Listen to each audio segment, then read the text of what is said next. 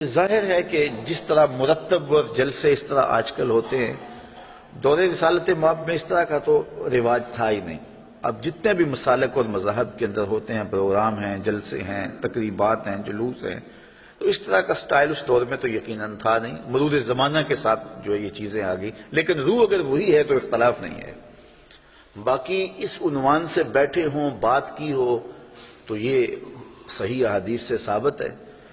حضرت امیر معاویہ رضی اللہ تعالیٰ عنہ کی مرویات سے ہے کہ حضور علیہ السلام مسجد نبوی میں تشریف لائے تو صحابہ بیٹھے ہوئے تھے، تو بیٹھ کر کے وہ ان کا باہمی کسی عنوان سے گفتگو کا، جلسے کا سٹائل تھا، بلکہ حدیث کے لفظ ہیں کہ حضور آئے تو فرمایا ما اجلسکم، تم کیوں بیٹھے ہوئے ہو، تمہارے اس جلوس کا، بیٹھنے کا، جلسے کا کیا مقصد ہے؟ تو صحابہ نے جو جواب دیا وہ سننے کے قابل ہے۔ انہوں نے کہا جلسنا نذکر اللہ و نحمدہ علی ما ہدانا للاسلام و من علینا بکا، حضور ہمارے بیٹھنے کا مقصد یہ ہے کہ ہم اللہ کی حمد بول رہے ہیں، اس کی ثنا کر رہے ہیں، اس کا شکریہ ادا کر رہے ہیں اس بات پر کہ اس نے ہمیں ہدایت اسلام دی اور آپ کی صورت میں ہمارے اوپر کرم فرمایا، وَمَنَّ عَلَيْنَا بِكَ، آپ کی صورت میں ہمارے اوپر کرم کیا۔ اور اگر اس کو حضرت حسان بن ثابت کے لہجے میں دیکھنا چاہو تو ان کے لفظ صریح لفظ یہ ہیں مَنَّ عَلَيْنَا رَبُّنَا أَن بَعَثَ فِينَا مُحَمَّدًا صلی اللہ علیہ وسلم، ہمارے رب نے ہمارے اوپر احسان کیا ہے کہ محمد عربی عطا کر دی۔ اور اگر اس کا اردو میں منظوم ترجمہ چاہو تو یہی ترجمہ ہوگا فضل رب العلا اور کیا چاہیے، مل گئے مصطفیٰ اور کیا چاہیے۔ من علینا ربنا ام بعث فینا محمد، تو انہوں نے کہا کہ ہم اس پر اللہ کا شکریہ ادا کر رہے ہیں کہ اللہ نے آپ کی صورت میں ہمارے اوپر احسان کیا ہے۔ جب صحابہ نے یہ بات کہی تو حضور مسکرا کے گزر جاتے، کہتے کہ اچھا کام ہے، اور اگر اچھا نہیں تھا تو روک دیتے، لیکن حضور فرمایا کیا صحابہ تم اس بات پہ قسم اٹھا سکتے ہو کہ اسی لیے بیٹھے ہو؟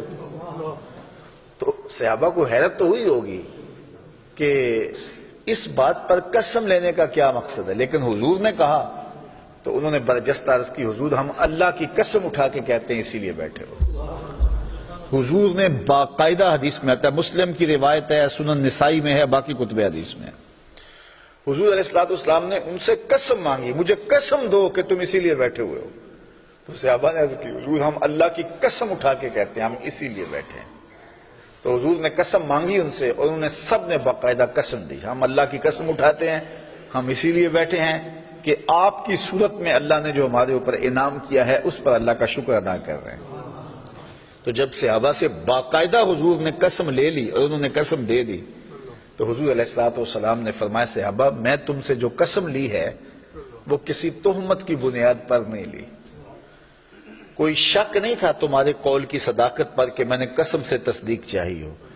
بلکہ ماجرا کچھ اور تھا، اور وہ کیا تھا کہ میں حجرے میں تھا، اتانی جبریل علیہ السلام، میرے پاس حضرت جبریل امین آئے،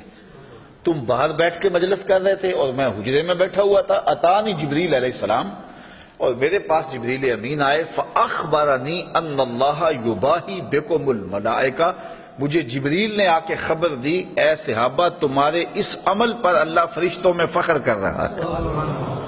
تمہارے اس عمل پر، فاخبرنی ان اللہ یباہی بکم الملائکہ، تمہارے اس عمل پر اللہ فرشتوں میں ناز کر رہا ہے، فرشتوں میں فخر کر رہا ہے کہ میں نے ان کو ایک نعمت دی تھی، کتنے قدردان ہیں کہ اب بھی بیٹھ کے اس کا شکریہ ادا کر رہے ہیں۔ اللہ اکبر۔ تو مجھے بتائیے آج اگر میں اور آپ بیٹھ جائیں اور جمع ہو جائیں،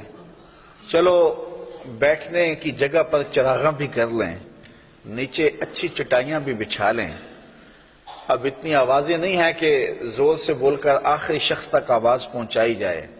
چلو سہولت کے لیے لاؤڈ سپیکر بھی لگا لیں، کوئی دور و نزدیک سے لوگ آئے ہیں ان کے لیے کوئی کھانے کا شیرینی کا انتظام بھی کر لیں، تو اس میں کیا قباحت ہوگی؟ یہ کیا بالکل اسی مجلس کا تسلسل دکھائی نہیں دیتا؟ ہاں اگر ضد ہے